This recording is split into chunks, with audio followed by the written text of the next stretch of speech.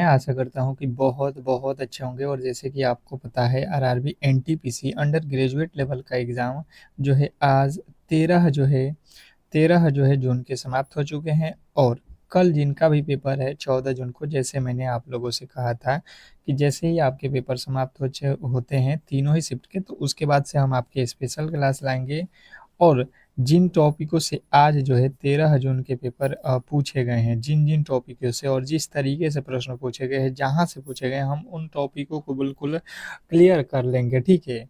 तो जो भी मेरे दोस्त 14 जून को जा रहे हैं, बिल्कुल अगर आप इस क्लास को कर लेते हैं, तो मुझे लगता है कि कल के पेपर में बहुत आसानी हो जाएगा आपको एग्ज़ाम देना, ठीक है? क्योंकि जिस तरीके से आज के तीनों शिफ्टों में और जहाँ-जहाँ से प्रश्न पूछे गए हैं, बिल्कुल पैटर्न साफ है, क्लियर है तीनों शिफ्टों में, तो आप बिल्कुल कल उन्हीं टॉपिकों से प्रश्न देखोगे जहाँ से आज मैं आपको कराने वाला हूँ क्योंकि सिलेबस बिल्कुल सटीक है और मैंने जिस तरीके से पहले क्लासेज आपको करा रखा था, वहाँ से प्रश्न डायरेक्ट पूछे गए थे। ये तो आपको पता है, जब एनालिसिस मैंने कराया था, वहाँ पे भी आपको दिखाया था। तो फटाफट से हम चलते हैं 14 जून स्पेशल क्लास आप लोगों से जैसे कहा था वादे के अकॉर्डिंग मैं जो है शाम में हाजिर हूँ और मैं आप लोगों से एक छोटी-सी रिक्वेस्ट करूँगा कि जो भी मेरे दोस्त इस क्लास को देख रहे हैं बिल्कुल क्लास को एक बार लाइक कर दो और क्लास को एक बार शेयर कर दो, ठीक है? जो भी मेरे दोस्त देख रहे हैं एक बार शेयर ज़रूर लगा दो, क्योंकि देखिए आपके लिए अगर कोई इतना मेहनत कर रहा है तो आपका भी दायित्व बनता है कि उसे सपोर्ट ज़रूर करें। क्योंकि देखिए आपके सपोर्ट से ही हम लोगों का जो है ये चलने वाला है। तो बिल्कुल ये फ्री क्लासेज है और आपके लिए स्पेशल है। तो फटाफट से आप लोग क्लास को लाइक भी कर लो और चैनल को सब्सक्राइब कर लो। क्योंकि देखिए एक क्लास और आएगा आप लोगों के सुबह के 4 एएम पे, वो तो आपको करके ही जाना है, कल एग्ज़ाम हॉल में जाने से पहले वाला क्लास होगा, सुबह के 4 एएम वो भी आपको ध्यान देना है। पहले हम ये देख लेते हैं क्योंकि ये बहुत ख़ास है। कह रहा है कि भारतीय राज्य व्यवस्था से रिलेटेड मैंने आपके टॉपिक भी चुन रखा है। हर टॉपिक से जितने प्रश्न पूछे गए थे उन टॉपिकों के मैंने प्रश्न रखे हुए हैं और टॉपिक के नाम भी रखे हैं ताकि आपको क्लियर समझ में आए। भारतीय संविधान का कौन-सा जो है अनुच्छेद समान नागरिक संहिता से संबंधित है जिसे हाल के वर्षों में कई राज्यों में लागू करने की चर्चा की गई। क्वेश्चन नंबर पहला देखिएगा, ये प्रश्न बहुत खास बनाता है आपको एग्जाम हॉल में और ये जो है ट्रेंडिंग टॉपिक है, तो ये आपको देखने को मिलने वाला है एग्जाम हॉल में।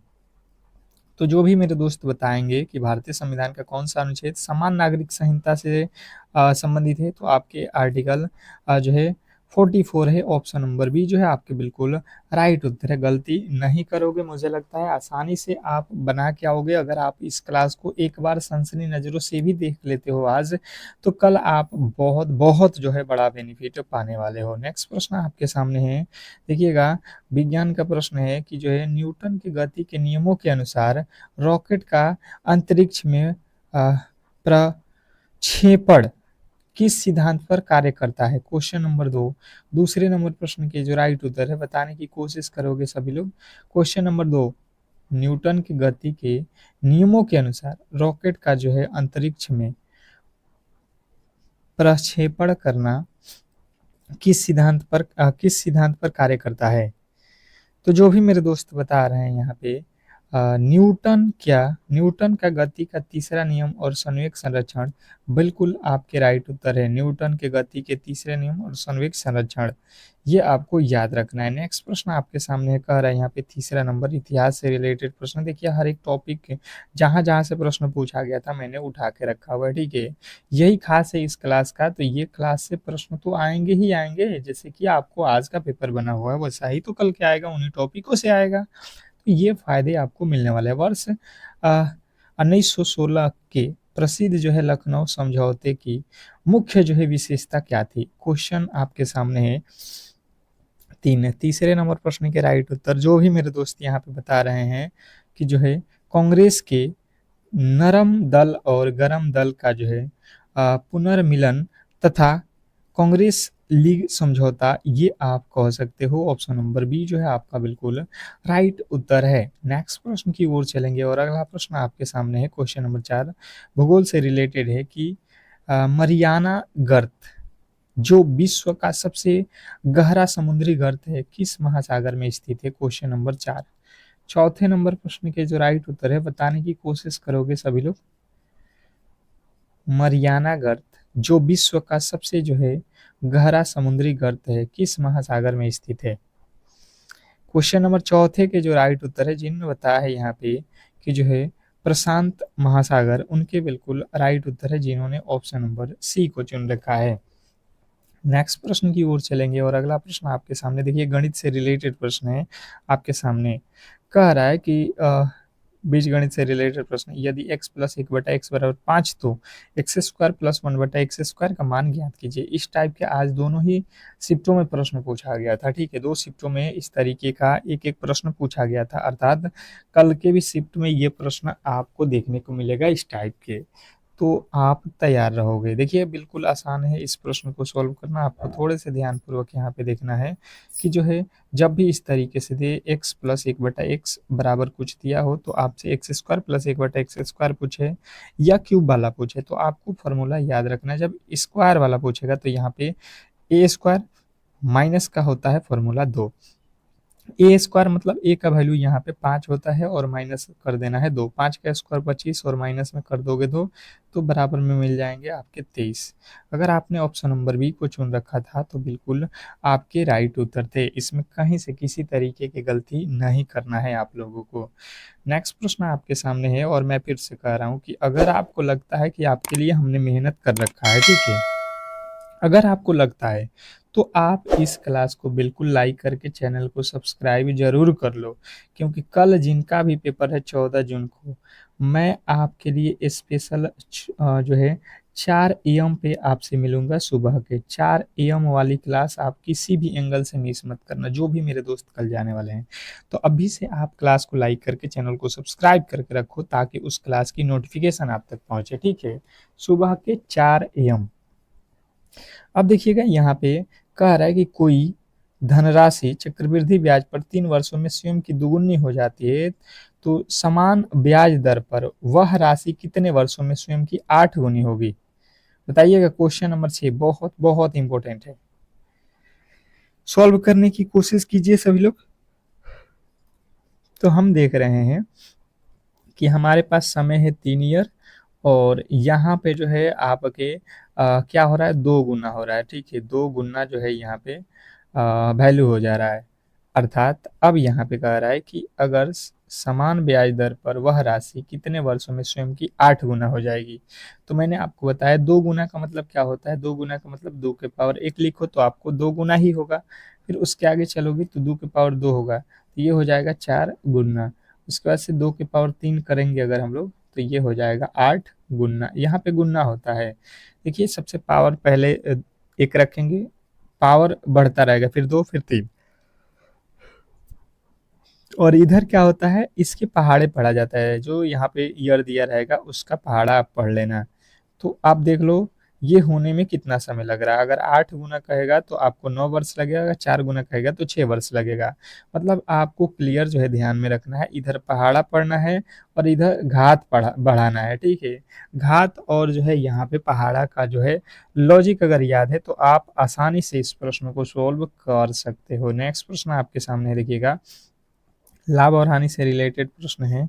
कह रहा है आपका अगला प्रश्न कि जो है एक बेईमान दुकानदार अपनी वस्तु को क्रय मूल्य पर बेचने का दावा करता है, लेकिन वह जो है 1 किलोग्राम के स्थान पर 900 ग्राम के जो है गलत वजन का जो है उपयोग करता है। इसका लाभ प्रतिशत ज्ञात करें। Question number 7। 7वें नंबर प्रश्न के जो राइट उत्तर है बताने की कोशिश करेंगे सभी लोग। क्वेश्चन नंबर 7 पे आ चुके हैं, सभी लोगों के राइट उत्तर बताने होंगे। यहाँ पे क्या होने वाला है, सबसे पहले आपको ध्यानपूर्वक देखना है कि अगर यहाँ पे आपको थोड़ा बहुत भी नॉलेज है तो आपको समझ में आ जाएगा कि अगर आपसे कोई कहे कि हम 100 रुपया का कोई सामान खरीदे हैं, ठीक है, और आपसे 100 रुपया में बेच रहे हैं तो आपको फायदा होने वाला है? तो कहिएगा बिल्कुल फायदा नहीं होगा यार। अगर 100 रुपया में कोई दुकानदार सामान खरीदेगा और 100 रुपया में ही बेचेगा तो यहाँ पे तो बिल्कुल किसी भी तरीके से उसको लाभ नहीं होने वाला, तो फिर उसने तो मूल्य में तो कोई लाभ नहीं कमाया। लेकिन कह रहा है कि अगर 1 केजी जो है वो बेच रहा है, आपसे कह रहा है कि हम 1 केजी अर्थात 1000 ग्राम आपको दे रहे हैं, मतलब 1 केजी दे रहे हैं, लेकिन इसके स्थान पे आपको जो है 900 ही ग्राम दिया है। आप तो समझ रहे हो कि मुझे मिला है 1000, पर उसने दिया कितना है अपने लग से 900 ग्राम। तो यहाँ पे जो है उसने आपको ठगा हुआ है, यहाँ पे उसको लाभ फायदा हुआ है 100 ग्राम का वजन में। वजन उसको कितना ग्राम फायदा हुआ, 100 ग्राम, कितने पर, तो 900 ग्राम बेच रहा है, तो 900 ग्राम गुणे 100 कर लेना। 20 से 20, 9 के पहाड़े में 100, 11 नामा 99, और एक बचेगा, तो 1199 और 100/9, option number B. Option number B जो है हमारा बिल्कुल राइट उत्तर है, अगर आपने ऑप्शन नंबर बी को चुना है तो बिल्कुल राइट उत्तर है। नेक्स्ट प्रश्न की ओर चलेंगे, और अगला प्रश्न आपके सामने देखिए कि जो है न्याय वाक्य से रेलवे का जो है संविदा टॉपिकों से रिलेटेड प्रश्न है। कह रहा है कथन सभी शिक्षक विद्वान हैं, कुछ विद्वान वकील हैं। इस तरीके का जो है कथन निष्कर्ष के प्रश्न आप लोगों से पूछ रहा है, ठीक है। तो ध्यानपूर्वक ऐसे प्रश्नों को आपको करना होता है, अगर आप थोड़े से भी मिस्टेक करोगे तो ये प्रश्न आपसे गलती हो जाएंगे। होते बहुत ईजी हैं, ठीक है, होते बहुत ईजी हैं। जैसे यहाँ पे आप इसके वेन आरेख समझ लो, सभी शिक्षक अर्थात यहाँ पे टीचर लिख लो, सभी टीचर जो है विद्वान हैं। यहाँ पे विद्वान जो है यहाँ पे लिख लो, विद्वान को मैंने भी से लिख दिया। कुछ विद्वान वकील हैं, विद्वान का कुछ हिस्सा यहाँ पे वकील है, ठीक है। वकील को मैं डब्ल्यू से लिखता हूँ, कोई दिक्कत नहीं है। अब देखिए यहाँ पे कह रहा है कि कुछ शिक्षक वकील हैं, टीचर ये हैं, और इनका कुछ हिस्सा वकील हैं। वकील में कुछ टीचर का हिस्सा जा रहा है, बताइएगा। तो आप कहिएगा कि बिल्कुल ऐसा तो नहीं हो रहा है, हम देख रहे हैं टीचर अलग हैं, वकील अलग हैं, ऐसा तो ऊपर कहा नहीं था, तो ये निष्कर्ष गलत कह रहा है। कुछ विद्वान, कुछ वकील विद्वान है, ये वकील हो गए, और ये कुछ वकील हुए, ये कुछ विद्वान है, तो ये दोनों में कुछ कुछ का लॉजिक है, बिल्कुल है भाई साहब। ऑप्शन नंबर दूसरा हमारा बिल्कुल अनुसरण कर रहा है, ऑप्शन नंबर बी। नेक्स्ट प्रश्न की ओर चलेंगे, और अगला प्रश्न आपके सामने कह रहा है कोडिंग डिकोडिंग से रिलेटेड प्रश्न कि यदि एक कूट भाषा में रोज को जो है ये लिखा जाता है, तो उसी कूट भाषा में माइंड को क्या लिखा जाएगा। क्वेश्चन नंबर 9, 9वें नंबर प्रश्न के जो राइट उत्तर है आपको बताना है। और अब तक जिन्होंने भी क्लास को यार लाइक नहीं कर रखा है, तो मैं तो कहूँगा कि एक बार लाइक कर दो, अगर आपको लगता है कि आपके लिए हमने आज जो है मेहनत कर रखा है, ठीक है। तो आपका भी लाइक ज़रूर एक हमें मोटिवेट करता है कि आपको हम फ्री में इतना अच्छे कंटेंट देते हैं, साथ में इसके पीडीएफ भी प्रोवाइड करते हैं, तो आप बिल्कुल हमारा सपोर्ट करेंगे। अब देखिए कि यहाँ पे हुआ क्या है, सबसे पहले कोडिंग डिकोडिंग, जब आर है तो लिखा है आई, ओ का लिखा है एच, एस का एल लिखा है, ई का भी लिखा है, मतलब हमें यहाँ पे जो है लिखा गया है, इसके अकॉर्डिंग अगर देखेंगे तो यहाँ पे क्या हो जाएगा, यहाँ पे क्या हो रहा है, अपोजिट हमें दिखाई दे रहा है, ठीक है। हमें क्या दिखाई दिया, यहाँ पे अपोजिट दिखाई दिया। यहाँ पे थोड़ा सा आपको सुधारना पड़ेगा। अ, ये जो है ई का भी अपोजिट होता है, ठीक है। डी का अपोजिट क्या होता है, डब्ल्यू होता है, मतलब ये दोनों तो बिल्कुल गलत। एन का अपोजिट, एम का अपोजिट एन होता है, ये भी बात सही है। आई का आर होता है, एन का, एन का क्या होता है, एन का, एन का क्या होगा, एन का वो होता है भाई साहब। यहाँ पे एन का क्या होता है, यहाँ पे गड़बड़ लिख किया है, एन का क्या होता है, एल नहीं, एन का एम होता है ना, एन का एम, एम का एन, एन का एम। तो यहाँ पे जो है, यहाँ पे दोनों में ही गड़बड़ है, यहाँ पे आप एक ठो कर लेना एम, ऑप्शन नंबर डी। यहाँ पे अपोजिट वाला लॉजिक था, पर यहाँ पे थोड़ा सा टाइपिंग एरर था इस सवाल में, ठीक है, आप सुधार लीजिएगा, कोई दिक्कत नहीं है। अपोजिट से प्रश्न आपके पूछे जा रहे हैं कोडिंग डिकोडिंग से, ये आपको ध्यान रखना है। कार्यान्वयन आरेख से रिलेटेड स्तनधारी गाय कौवा के बीच का जो है संबंध हमें दर्शाने हैं, हमसे पूछा गया है।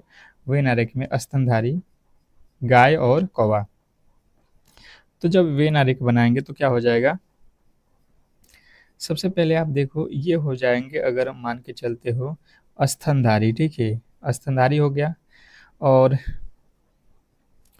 गाय, ये हो जाएगा गाय और ये हो जाएगा आपके जो है कौवा, क्योंकि गाय और कौवा बिल्कुल अलग-अलग जानवर हैं लेकिन दोनों के दोनों स्तनधारी हैं। तो हम कह सकते हैं कि एक बड़े गोले के अंदर एक छोटा गोला और एक गोला बिल्कुल अलग, दोनों ही गोला अलग-अलग रहेगा, आपके ऑप्शन नंबर बी। नेक्स्ट प्रश्न आपके सामने देखिएगा यहाँ पे, क्या कह रहा है आपका अगला प्रश्न कि भारतीय अर्थव्यवस्था से रिलेटेड,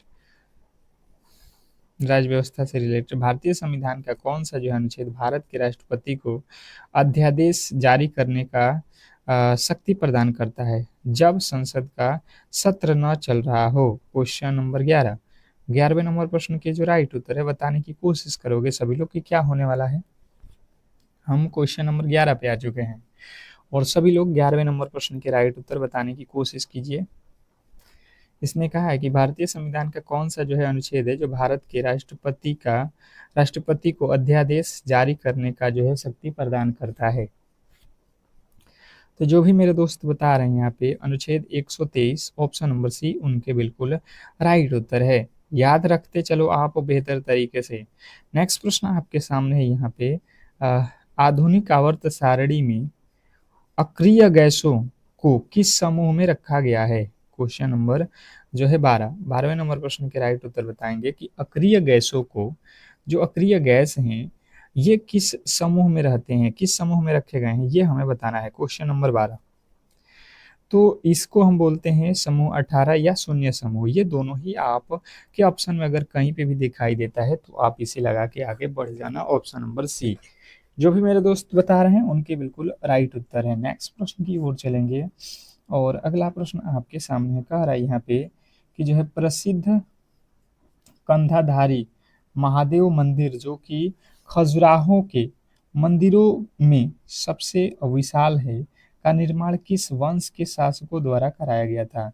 क्वेश्चन नंबर 13वें नंबर प्रश्न के जो राइट उत्तर है बताने की कोशिश करेंगे सभी लोग। प्रसिद्ध खजुराहो महादेव मंदिर जो खजुराहो के मंदिरों में सबसे विशाल है, इसका निर्माण किस राजवंश के द्वारा कराया गया था? ये बहुत बहुत खास है प्रश्न आपको और ध्यानपूर्वक आपको याद रखना है, ये प्रश्न आएंगे आपको। तो चंदेल वंश आपके ऑप्शन नंबर बी बिल्कुल भूलना नहीं है, याद रखना है। नेक्स्ट प्रश्न आपके सामने कह रहा है कि जो है राष्ट्रीय जलमार्ग 1 भारत की किस नदी प्रणाली पर स्थित है और यह किन दो शहरों को जोड़ता है?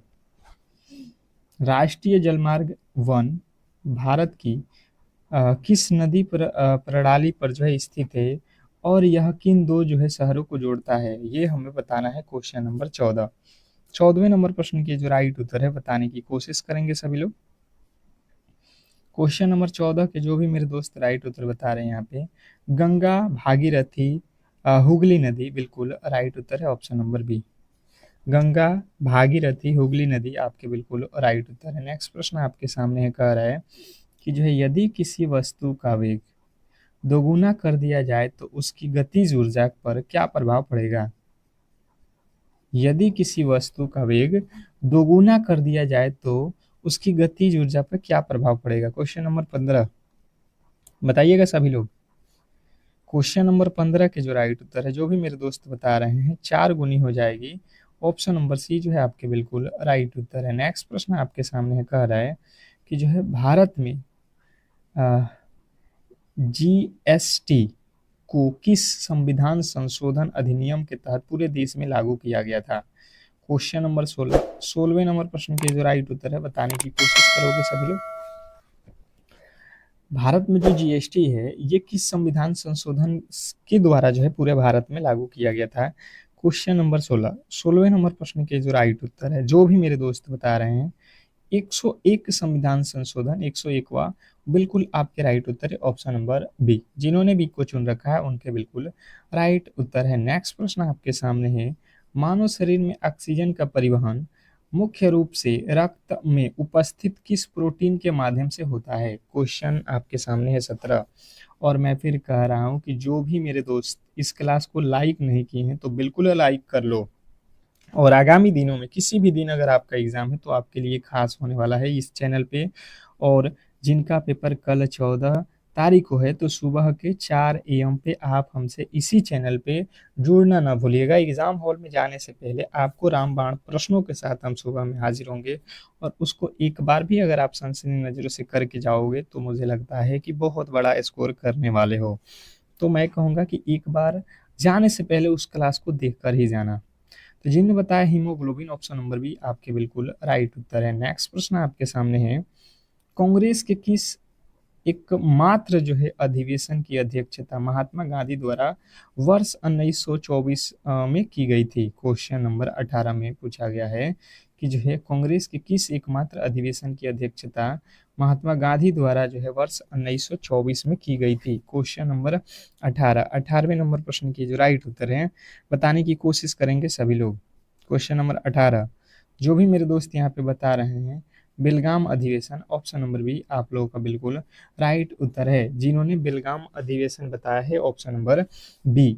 नेक्स्ट प्रश्न की ओर चलेंगे और अगला प्रश्न आपके सामने है, निम्नलिखित में से किस गैस को वैदिक के लिए सबसे अधिक जो है जिम्मेदार माना जाता है। निम्नलिखित में से किस गैस को वैदिक के लिए सबसे अधिक जिम्मेवार माना जाता है। क्वेश्चन नंबर 19, 19वें नंबर प्रश्न के जो राइट उत्तर है बताने की कोशिश करोगे सभी लोग। क्वेश्चन नंबर 19 पे आ चुके हैं, सभी लोग बताएंगे। वैदिक के लिए सबसे जिम्मेदार जो गैस है ये आपको याद रखना है, carbon dioxide CO2। Option number C जो है हमारा बिल्कुल राइट उत्तर है, CO2। नेक्स्ट प्रश्न की ओर चलेंगे और अगला प्रश्न आपके सामने है, ध्वनि की तीव्रता को मापने के लिए किस इकाई का उपयोग किया जाता है। क्वेश्चन नंबर 20, 20वें नंबर प्रश्न के राइट उत्तर बताएंगे सभी लोग। ध्वनि की तीव्रता को मापने के लिए किस इकाई का उपयोग किया जाता है। क्वेश्चन नंबर 20, 20वें नंबर प्रश्न के जो राइट उत्तर है बताने की कोशिश करेंगे सभी लोग। तो जिन्होंने बताया है डेसिबल, ऑप्शन नंबर बी आपके बिल्कुल राइट उत्तर है। जिन्होंने ऑप्शन नंबर बी को चुना है उनके बिल्कुल राइट उत्तर है। नेक्स्ट प्रश्न आपके सामने है, कह रहा है यहाँ पे, प्रसिद्ध सत्रिया नृत्य जो भारत के 8 शास्त्रीय नृत्यों में से एक है, जो की उत्पत्ति किस राज्य में हुई थी। हमें ये बताना है कि प्रसिद्ध जो है सत्रिय नृत्य भारत के किस राज्य में उत्पन्न हुई है, ये सीधा सीधी हमें बताना है। क्वेश्चन नंबर 21, तो सत्रिया जो है कहाँ का लोक नृत्य है, असम का है। ऑप्शन नंबर सी जो है हमारा बिल्कुल राइट उत्तर है। अगर आपने भी ऑप्शन नंबर सी को चुन रखा है तो बिल्कुल राइट उत्तर है। नेक्स्ट प्रश्न की ओर चलेंगे और अगला प्रश्न आपके सामने है, किसी राज्य में राज्यपाल की नियुक्ति भारतीय संविधान के किस अनुच्छेद के तहत राष्ट्रपति द्वारा की जाती है। क्वेश्चन नंबर 22, 22वें नंबर प्रश्न के जो राइट उत्तर है बताने की कोशिश करोगे सभी लोग। किसी राज्य में राज्यपाल की नियुक्ति निम्नलिखित में से किसके द्वारा किया जाता है। क्वेश्चन नंबर 22, जो भी मेरे दोस्त बता रहे हैं अनुच्छेद 155 के तहत बिल्कुल राइट उत्तर है, आर्टिकल 155। नेक्स्ट प्रश्न आपके सामने कह रहा है यहाँ पे कि जो है मध्य सागर, भूमध्य सागर और लाल सागर को आपस में जोड़ने वाली विश्व की प्रसिद्ध जो है कृत्रिम शहर नहर कौन सी थी। क्वेश्चन नंबर 23 में पूछा गया है कि जो है भूमध्य सागर और लाल सागर को आपस में जोड़ने वाली विश्व की प्रसिद्ध जो है कृत्रिम नहर कौन सी है। तो जिन्होंने बताया है यहाँ पे 23वें नंबर प्रश्न के जो राइट उत्तर है स्वेज नहर। ऑप्शन नंबर बी आपके बिल्कुल राइट उत्तर है। नेक्स्ट प्रश्न की ओर चलेंगे और अगला प्रश्न आपके सामने है, कंप्यूटर में प्रयुक्त होने वाली किस प्रकार की मेमोरी का उदाहरण है। कंप्यूटर में प्रयुक्त होने वाली किस प्रकार की रैम जो है वो किस प्रकार की मेमोरी का उदाहरण है। कंप्यूटर में जो रैम का प्रयोग करते हैं वो किस प्रकार की मेमोरी है, तो आपको याद रखना है अस्थाई मेमोरी। ठीक है, अस्थाई मेमोरी। ऑप्शन नंबर बी जो है आपके बिल्कुल राइट उत्तर है। नेक्स्ट प्रश्न आपके सामने है कि जो है सिरके में मुख्य रूप से कौन सा अम्ल पाया जाता है। सिरके में मुख्य रूप से कौन सा अम्ल पाया जाता है। क्वेश्चन आपके सामने है, फटाफट से बताओगे। सिरके में मुख्य रूप से कौन सा अम्ल पाया जाता है, बहुत बहुत इंपॉर्टेंट है, आपको याद रखना है एसिटिक अम्ल। अगर आपने ऑप्शन नंबर बी को चुन रखा है तो बिल्कुल राइट उत्तर है। मैं फिर कह रहा हूँ कि क्लास को एक बार प्लीज़ आप लोग लाइक कर दो। प्लीज़ आप लोगों की सपोर्ट की ज़रूरत है, और जो भी मेरे दोस्त एग्ज़ाम हॉल में आगामी किसी भी दिन जा रहे हैं तो आप चैनल को सब्सक्राइब करके रखो, क्योंकि आपके लिए स्पेशल क्लास आ रहा है। जैसे कि कल 14 जून को जिनका भी पेपर है उनके लिए हम सुबह के 4 AM पे समझ लो आपके लिए आएँगे। इसके पहले आप समझ लो कि हम कितने देर से मेहनत करेंगे कि सुबह के 4 AM पे आपके क्लास भी लेंगे, वो भी चुने हुए, गेस किए हुए प्रश्न जो कि आपको एग्जाम हॉल में 100% है कि आने वाले होंगे, ठीक है। तो ये आप क्लास को जरूर ही देख कर जाना एग्जाम हॉल में सुबह के 4 AM पे। तो अभी से क्लास को लाइक करके चैनल को सब्सक्राइब करके रखो। अगला प्रश्न है, हाल ही में किस भारतीय राज्य ने अपनी जो है विधानसभा में पूर्ण समान नागरिक संहिता विधेयक को पूरी तरीके से लागू करने की जो है नियमावली जारी की? क्वेश्चन नंबर 26वें नंबर प्रश्न के जो राइट उत्तर है, जो भी मेरे दोस्त बता रहे हैं यहाँ पे, उत्तराखंड, ऑप्शन नंबर बी आपके बिल्कुल राइट उत्तर है। नेक्स्ट प्रश्न की ओर चलेंगे, और अगला प्रश्न आपके सामने है, दक्षिण भारत की प्रसिद्ध जो है नीलगिरी पहाड़ियों की सबसे ऊंची चोटी कौन सी है? दक्षिण भारत की प्रसिद्ध नीलगिरी पहाड़ियों की सबसे ऊंची चोटी कौन सी है? क्वेश्चन नंबर 27वें नंबर प्रश्न के जो राइट उत्तर है, जिनने बताया है डोडा बेटा। डोडा बेटा जो है आपके बिल्कुल राइट उत्तर है, डोडा बेटा। नेक्स्ट प्रश्न आपके सामने है, कह रहा है कि जो है वाहनों में पीछे के ट्रैफिक को देखने के लिए किस प्रकार के दर्पण का उपयोग रियल व्यू मिरर के रूप में किया जाता है? क्वेश्चन आपके सामने है। देखिएगा, इसमें सीधा सीधी हमें यह समझना है कि जो हमारा वाहन में एक शीशा लगा होता है, मिरर लगा होता है, वो कौन सा होता है जिससे हम पीछे के दृश्य को देखने के लिए यूज करते हैं? तो आपको याद रखना है, अवतल दर्पण को हम लोग यूज करते हैं पीछे के वाहनों को देखने के लिए। नेक्स्ट प्रश्न आपके सामने है, कर आपका अगला प्रश्न की जो है भारतीय अर्थव्यवस्था से रिलेटेड भारतीय संविधान के किस भाग को भारत का मैन मैग्ना कार्ट कहा जाता है, जिसमें नागरिकों के मौलिक अधिकार वर्णित है? क्वेश्चन नंबर 29वें नंबर प्रश्न के जो राइट उत्तर है, जो भी मेरे दोस्त यहाँ पे बता रहे हैं कि जो है भाग 3 में, उनके बिल्कुल राइट उत्तर है ऑप्शन नंबर बी। नेक्स्ट प्रश्न की ओर चलेंगे, और अगला प्रश्न आपके सामने है, कह रहा है कि जो है कंप्यूटर सुरक्षा के संदर्भ में फायरवॉल का जो है मुख्य कार्य क्या है? फायरवॉल का मुख्य कार्य जो है हमें बताना है कंप्यूटर के हिसाब से। तो जो भी मेरे दोस्त बता रहे हैं, अनधिकृत पहुंच को रोकना और जो है नेटवर्क की सुरक्षा करना बिल्कुल राइट उत्तर है। नेक्स्ट प्रश्न आपके सामने है, देखिएगा गणित का प्रश्न है, यहाँ पे ध्यानपूर्वक कर रहा है, समय और कार्य से रिलेटेड प्रश्न है, बहुत बहुत इंपॉर्टेंट चैप्टर है। तीनों ही आज के शिफ्ट में ये प्रश्न पूछा गया है इस तरीके से ही, इसी टॉपिक से, कि ए जो है, देखिए कह रहा है ए जो है एक काम को 12 दिनों में कर सकता है, जबकि बी उसी काम को 18 दिन में। ठीक है जी, दो लोग हो गए, एक काम कर रहा है 12 दिन में ए, और दूसरा जो है बी 18 दिनों में काम को कर रहा है। यदि वे दोनों साथ मिलकर काम शुरू करते हैं तो पूरे काम को होने में कितना समय लगेगा? तो 12 और 18 का हम ले लेंगे एलसीएम, ताकि हमें पता चल सके कि टोटल काम कितना है हमारे पास। तो 18 काम हो जाएगा, 12 के पहाड़े में 12 3 36, 18 के पहाड़ा में 18 दूना 36। मतलब ए एक दिन में 3 काम करता है तो बी एक दिन में 2 काम करता है। टोटल काम ये करते कितने हैं? 5।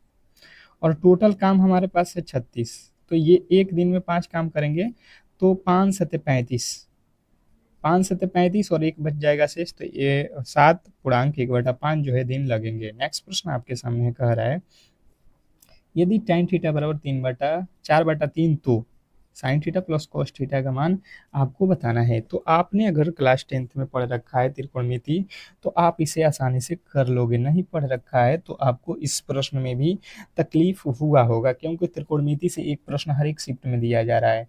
तो आपको पता है कि tan थीटा बराबर होता क्या है? p/b। ये p का वैल्यू है 4 और ये b का वैल्यू है 3। हम h का वैल्यू निकालेंगे तो यहाँ से आएगा h का वैल्यू 5। आपको पता है कि h बराबर होता है √p² plus √p² plus b², उसमें से निकालोगे तो आपको 5 आ जाएगा। तो साइन थीटा बराबर हो जाता है p/h, मतलब 4/5। p का वैल्यू तो 4 है और प्लस में है तो प्लस, b का वैल्यू b/h मतलब 3/5। लॉस वाली निकालेंगे तो 5 हो जाएगा, तो 4 + 3 कितना हो जाएगा? 7/5। 5। हमारा जो है बिल्कुल राइट उत्तर है 7/5, ऑप्शन नंबर ए। नेक्स्ट प्रश्न की ओर चलेंगे और अगला प्रश्न आपके सामने देखिए कह रहा है कि एक छात्र को परीक्षा में उत्तीर्ण होने के लिए 36% अंक प्राप्त करने थे, जिसमें उसने जो है 24% अंक तो प्राप्त किया, पर 12 अंकों से अनुत्तीर्ण हो गया। परीक्षा के अधिकतम अंकों की जो है संख्या हम लोगों को बताना है। तो बिल्कुल सिंपल है, हम लोग आसानी से कर लेंगे। देखिए हमें जो है पास होना है तो हम भाई साहब कितना अंक लाएंगे, 36%। पर जो यहाँ पे एग्जाम दिया है भाई साहब वो फेल हो गया है, मतलब 36% अंक उसने नहीं लाया है, तभी तो फेल हुआ है। उसका आया है कितना परसेंट, 24%, तो फेल हो गया। बिल्कुल यहाँ से कितना परसेंट कम है, 9%। 9% नहीं, 12% कम है ना। 12% उसका वैल्यू कम आया है, पर अंकों में कह रहा है कि भाई साहब 9 अंक कम आए हैं। ठीक है जी, कोई दिक्कत नहीं है। तो हम 1% का वैल्यू यहाँ से निकालने जाएंगे तो ये हो जाएगा 9/12। ठीक है। अब टोटल परसेंटेज होता क्या है परीक्षा में, तो 100। अब यहाँ से गुणा कर लो आप, 3 के पहाड़ में ये 3 मर्द में, 3 के पहाड़ में ये 4 मर्द में, 4 के पहाड़ में 25 चौका 100, 25 में 3 से गुणा करेंगे 75। परीक्षा के अधिकतम अंकों की संख्या कितनी है, ये कितना अधिकतम अंक हो रहा है भाई साहब, 3 चौके 12, 12 अंक आए हैं ना। 12 अंक अधिक है भाई साहब, यहाँ पे 9 कैसे लिख लिया हमने, 12 अंक दिया है, 9 कैसे हो गया, 12 से 12 कट जाएगा एक मर्त में तो बचेगा क्या, 100। 100 हो रहा है, बिल्कुल 100 अंकों का ये पूर्णांक है, परीक्षा है। तो इस तरीके से आज के क्लास को हम यहीं पे समाप्त करेंगे और आपसे रिक्वेस्ट करेंगे कि जितने भी मेरे दोस्त हैं वो एग्ज़ाम देने वाले हैं कल, बिल्कुल क्लास को लाइक करके चैनल को सब्सक्राइब करके रखो, क्योंकि सुबह के 4 AM पर हम आपके लिए मिल रहे हैं एक स्पेशल रामबाण क्लास के साथ, जिसमें से 100% है कि आपको बहुत बड़ा बेनिफिट होने वाला है। तो अभी के लिए इतना ही, मिलते हैं सुबह के 4 AM पे, तब तक के लिए धन्यवाद।